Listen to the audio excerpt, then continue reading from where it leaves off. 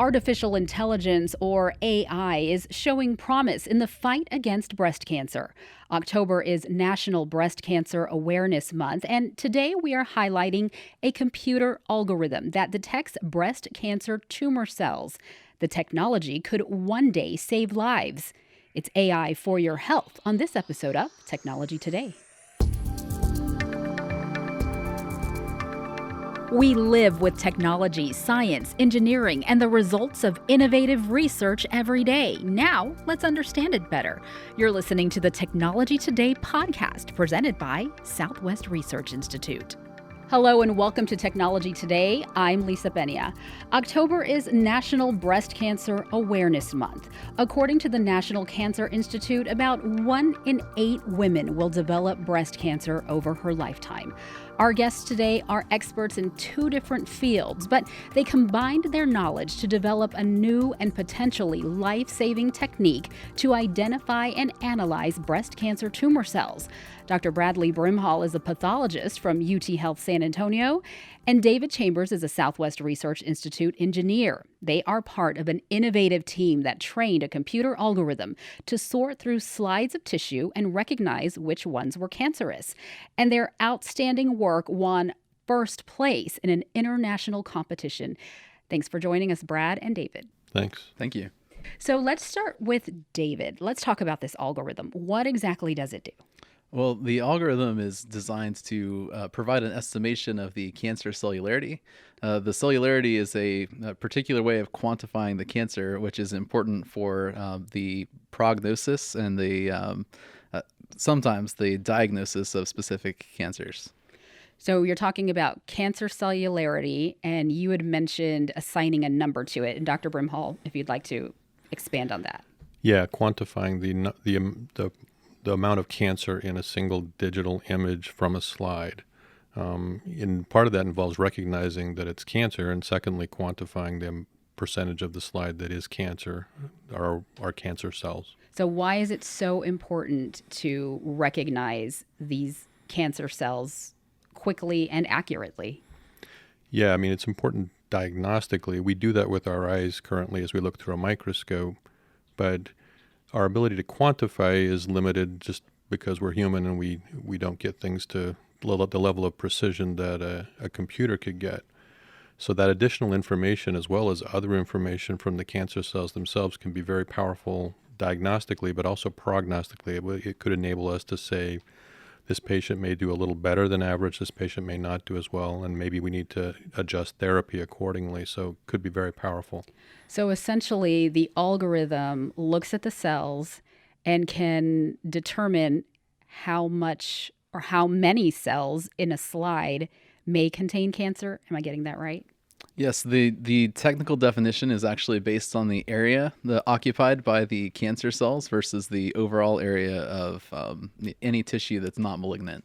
So you're looking at a percentage. Yes, it's also it's a fairly tricky and difficult problem as far as medical imaging goes, because the cancer cells themselves individually can look a lot like the healthy cells that they are derived from or mutated from.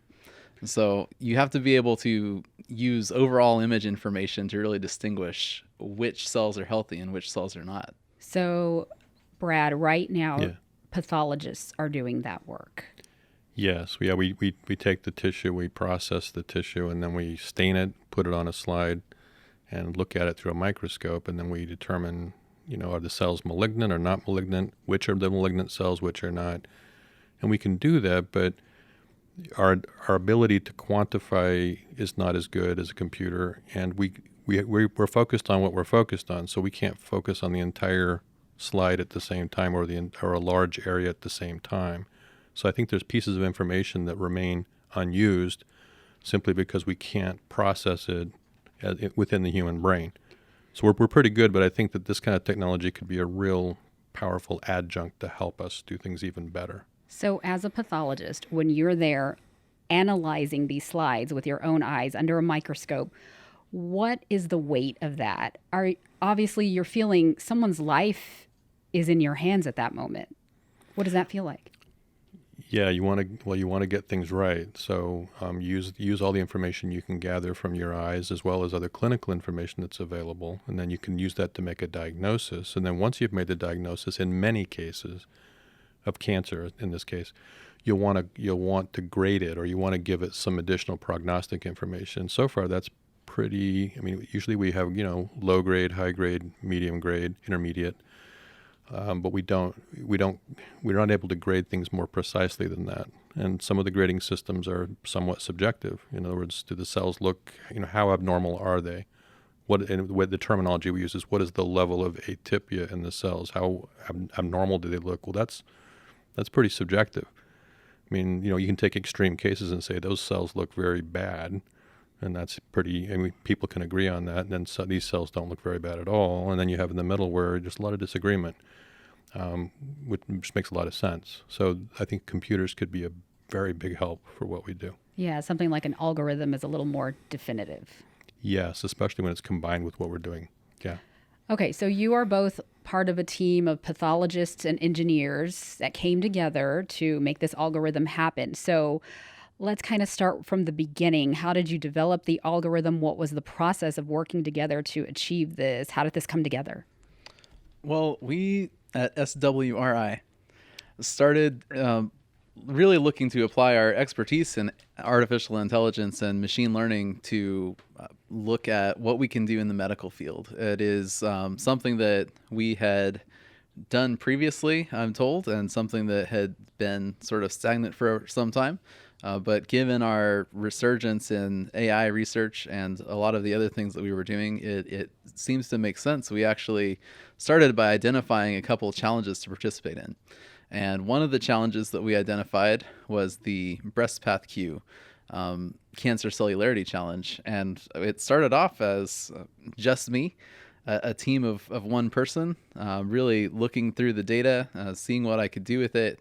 And I think very quickly, I found out that I was not going to be able to look at these and tell you which cells were cancerous and which cells were not. I couldn't tell you which cells were which type and what other tissues were. So it was very clear that if we were going to do well in something that we were trying to achieve, we were going to need the subject matter expertise. So a group leader, Hakima Ibaruddin at Southwest Research Institute, and some of the other managers, our director, Ryan Lamb, and I think Case Saylor, a manager, also helped us to identify, through contacts that we had, a couple researchers at UT Health San Antonio.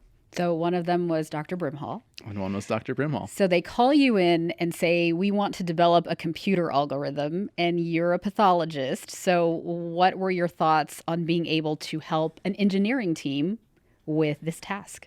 Yeah, I don't think we knew until we met them. So it was intriguing. So we said, well, we need to talk to the folks from SwRI, and so they came over, visited us on campus at the medical school, and we were very impressed with all three of them. It was David, Donald, and Hakima, and they showed us the breast cancer cellularity challenge, and we sat down with them, spent a few hours going over, these cells are cancer, these cells are not, and I know David took copious notes, and I don't know exactly, he taught the computer somehow to recognize those things. So how do you teach someone with an untrained eye to identify cancer tumor cells in a slide? What does that look like? That's a 4-year residency training program. Yeah. So, and probably about half of that time is spent with a microscope looking at tissue sections from actual patients and learning from those who knew before. So it's kind of an apprentice-like system. And, you get better with time, but even so, even the best of us, like I say, there's certain things that we can't quantify well. Our eyes are good at many, many things, and we can recognize patterns well. We're good at recognizing patterns, but some of the more detailed things about the cells are difficult. I mean, the roundness of a nucleus, for example. I mean, how round is the nucleus? So we can give extreme examples. We can say it's not round at all, it's spindled, or it's very round, it's circular, or something in between, but I can't tell you it's 68% circular, for example. But yet you took your years of training and kind of condensed it into a crash course of a few hours And somehow David and the engineering team, they were able to identify which cells were cancerous, more or less, because then you had to teach a computer. So what was the process of learning that? Maybe David, you might want to explain that. What was it that Dr. Brimhall, what was his method that made it click for you? So I think the advantage we have is that breast cancer, there are only a handful of types, and we only had a handful of types represented. So fortunately, I didn't need 4 years of looking at things under a microscope. It was very interesting to learn. I think I really got a good foundational basis. It was also eye-opening about the way pathology is done as a whole. Some cases are so hard that you really can't tell. I think there were several that we looked at in our data set where we asked an additional pathologist to look at it. And I got to learn, these things to a pathologist, they've come up with mechanisms for describing them. Sometimes it's just, I can't explain it, but I know this looks bad. So I got a lot of the groundwork just by going and speaking with our pathologists partners. So I was able to learn which types of cells were which. I was able to recognize some different forms of the cancer after that. And then beyond that, I spent a good long time reading and looking at examples. So we did not have specific examples where it was laid out, how many of the cells or what if each individual cell we were looking at is cancerous or not. But I had a bunch of images where I had a number. I had a 0 to 100% score of this is how much cancer is here. And I learned to tell, based on reading and based on talking with Brad, what was what. And if I had a question, I cheated and sent an email. Okay. So it was a little mix of everything, but it sounds like you had a really strong teacher and a student really willing to learn here. And it was sort of a dream team that came together, and then you were able to create this algorithm. So what was the next step for you? Once you could understand what you were looking at in those slides, well, you had to teach the computer to do the same. Sure. Then after that point, I'm in my comfort zone. I spend my days training AIs to look at images. So what I looked at when I saw the problem is, here is what we want as the output is a percentage. And I could look at the entire image and guess a percentage based off of that. But what I'd really, really like is an algorithm that gave me a picture of which pixels are cancerous and which aren't. At the end of the day, you end up with you want the algorithm to give you a white piece of paper that has black dots where there are cancer cells. And I designed my neural network to do just that.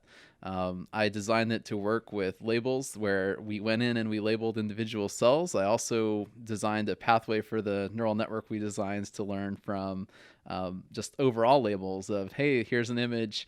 I've given you some examples of, which individual cells or groups of cells are cancerous. Now I want you to learn and guess on your own based on, I've given you a percentage. I've given you 45% of cells approximately or 45% of this area of cells is cancerous. And I was able to use both sources of information.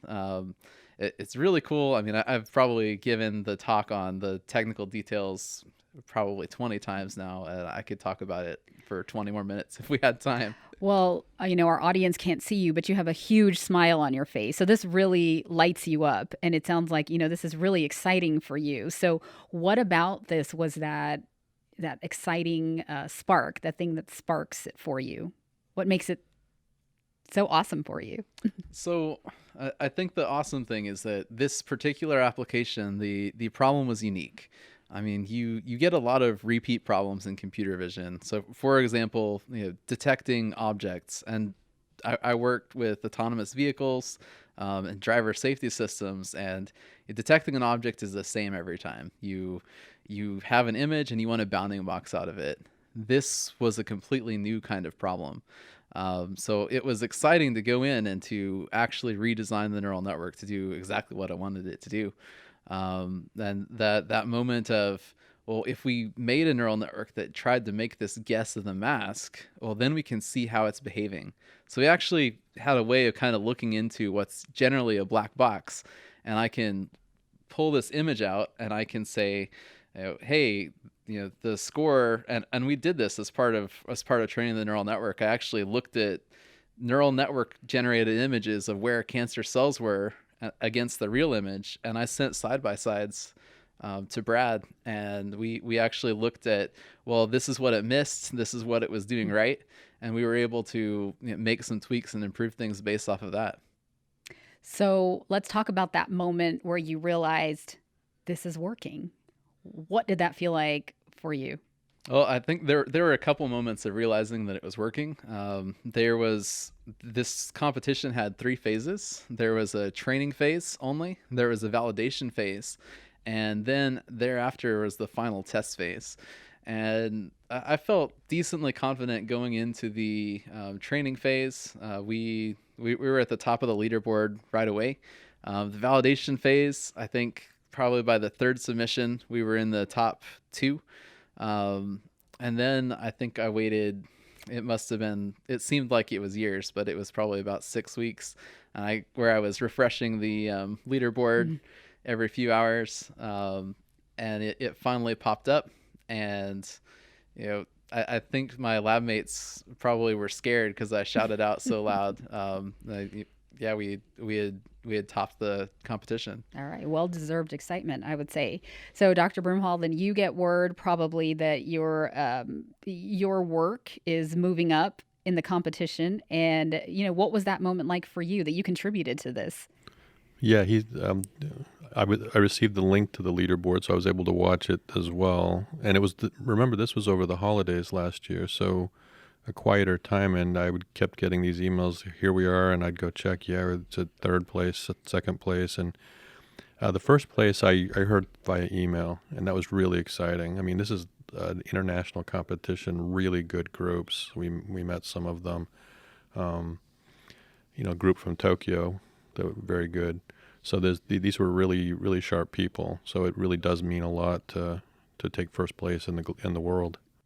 Yeah, that's huge. Huge. Okay, so a little bit more on the competition. This was the Breast PathQ Cancer Cellularity Challenge. It was conducted by the American Association of Physicists in Medicine, the National Cancer Institute, and SPI, the International Society for Optics and Photonics. And as you mentioned, you found out you won early this year. So there were about 100 competing submissions from around the world. Your algorithm performed the best, matching the findings of human pathologists at the highest rate. So what do you think contributed to that accuracy that was best in the world? Well, I'd say that the algorithm was designed really well, but that's me taking too much credit. I think that the real secret sauce is that we made a way to peer into it and compare it to what a subject matter expertise, what someone like Brad is able to do. I mean, I think fusing that expertise with what we knew we could do well was critical. So what does this win mean for you now? You've actually had a busy year. What do you foresee this win culminating to?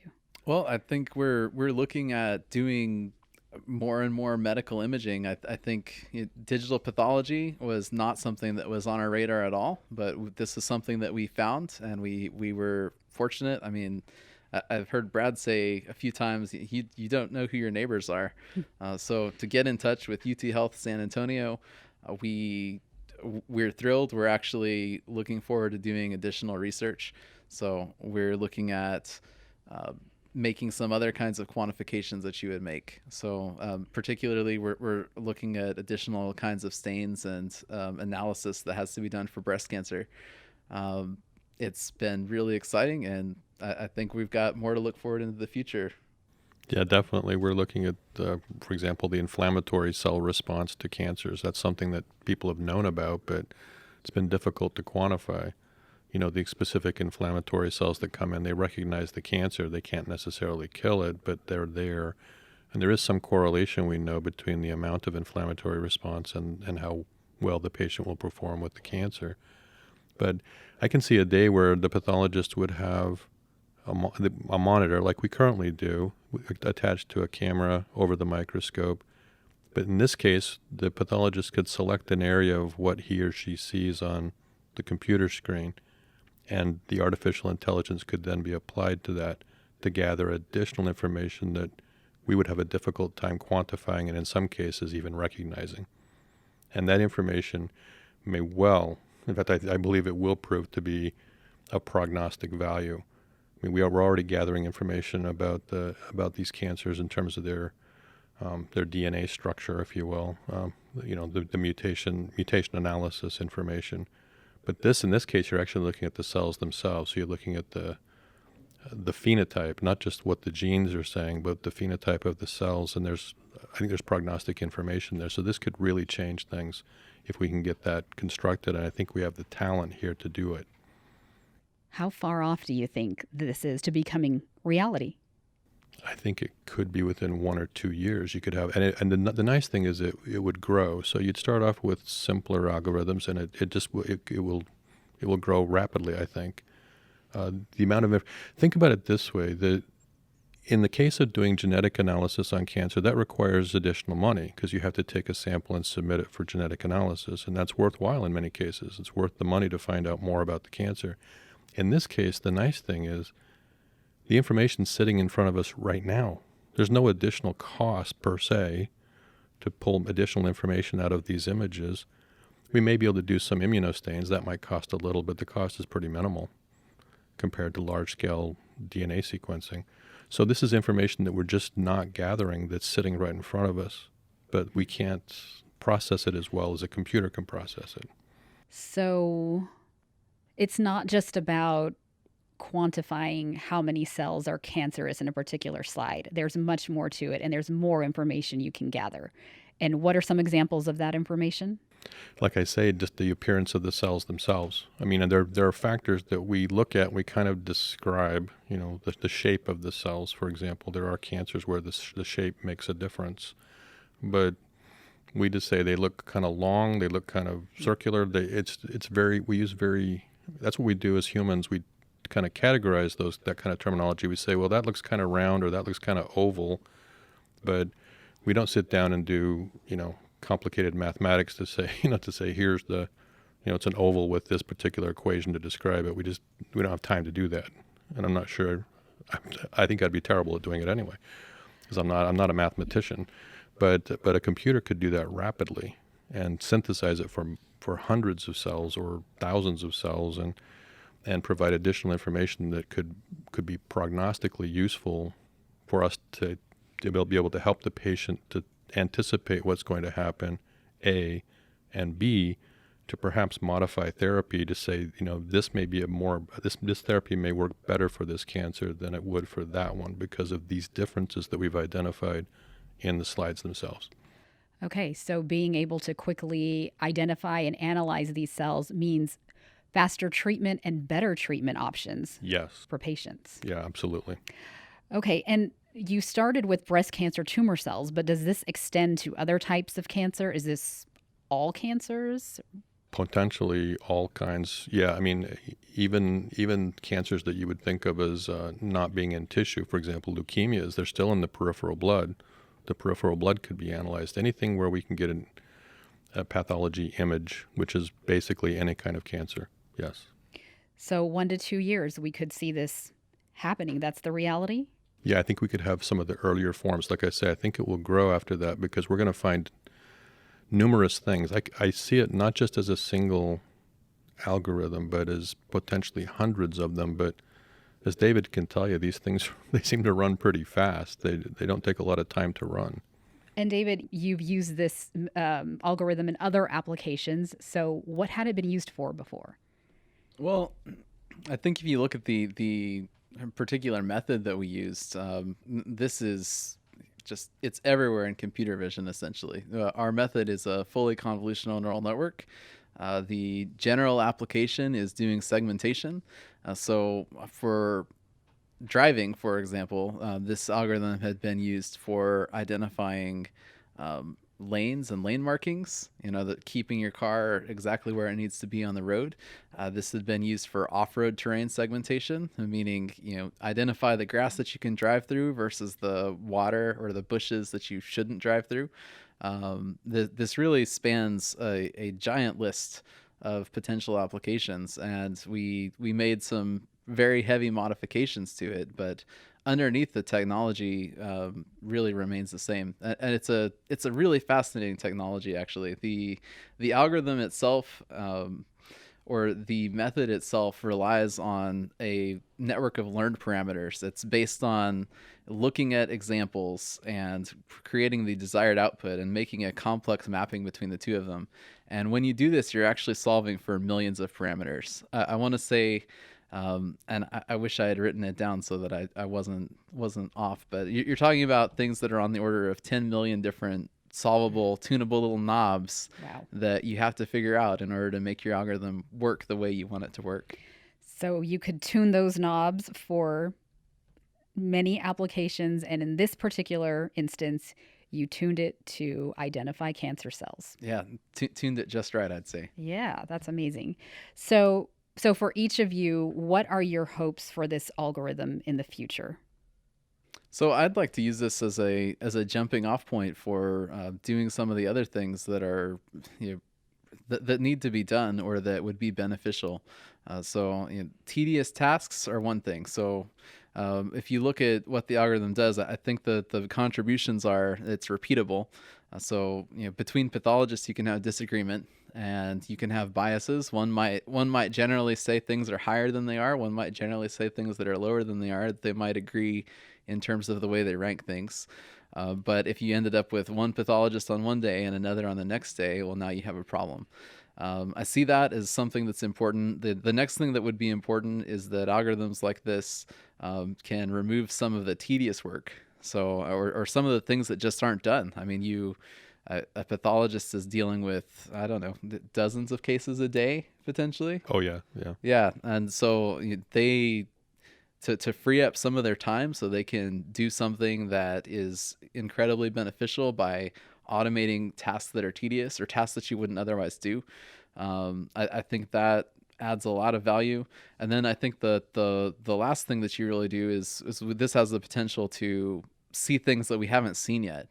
If we can use algorithms like this to make new kinds of correlations that we hadn't seen before, that opens up the door to we could treat someone differently and get a better outcome. And I think that the outcomes is what it's all about. Taking the load off of a very tired pathologist will probably lead to some better outcomes. I should really hope. So your insight, Brad? No, I agree that, and I'm glad David brought up the idea of some of these very tedious tasks. I mean, some of those are more on the line of looking for infectious organisms like tuberculosis, for example. A pathologist could easily spend half an hour looking at a single slide on very high magnification, trying desperately to see if they can find a tuberculosis organism, a mycobacterium, and sometimes you can see them, and it's easy to get distracted during that half hour or so. So it'd be so much better to have a computer that doesn't get bored. It doesn't lose. It has perfect attention, and it can handle those tedious tasks and look for that. So that's definitely a time saver. And then also just to identify features of the tumor that we have not been able to really examine very well in the past. We often count mitotic figures as a way of grading tumors, and so those are cells that are in the middle of mitosis. It's a surrogate way of looking at how fast the tumor is growing, because if you see a lot of dividing cells, then it's growing rapidly. But that can take time too to sit down and I'm not sure how accurately we count those, because we just pick the areas. Yeah. So we pick 10 different areas and count them up and say, well, this is the number of mitoses that we see in this particular image. I think a computer could do a lot better job. It could sample the tumor much more thoroughly. Really opening doors in pathology. Oh, yeah. How does it feel to be a part of this? Well, I think it's a lot of fun. I mean, I'm really glad that we were able to hook up and meet, because we're in the same town, and it's amazing to me. Like David said, sometimes you don't even know your neighbors. It's just, and so I'm glad that this all worked out the way it did. I think it's going to lead to some really good things for both SwRI as well as the university. But more importantly, I think it's going to have a very positive impact for the people that we're serving, the patients and the people that are really in need. All right. Well, I'm definitely excited to see where this goes. The potential is going to be amazing, I think. So thank you both for joining us and for the life-saving and really brilliant work you're doing. And as I said, I know this technique is going to help a lot of people, and I think that's the best kind of science. Thank you. Thanks. And that wraps up this episode of Technology Today. Subscribe to the Technology Today podcast to hear in-depth conversations with people like David Chambers and Dr. Brimhall, changing our world and beyond through science, engineering, research, and technology. Connect with Southwest Research Institute on Facebook, Instagram, Twitter, and LinkedIn. Check out the Technology Today magazine at technologytoday.swri.org. And now is a great time to become an SwRI problem solver. Visit our career page at swri.jobs. One more note before we go. Next month, we celebrate 1 year of the Technology Today podcast. Get ready for a special anniversary episode. Thanks for listening.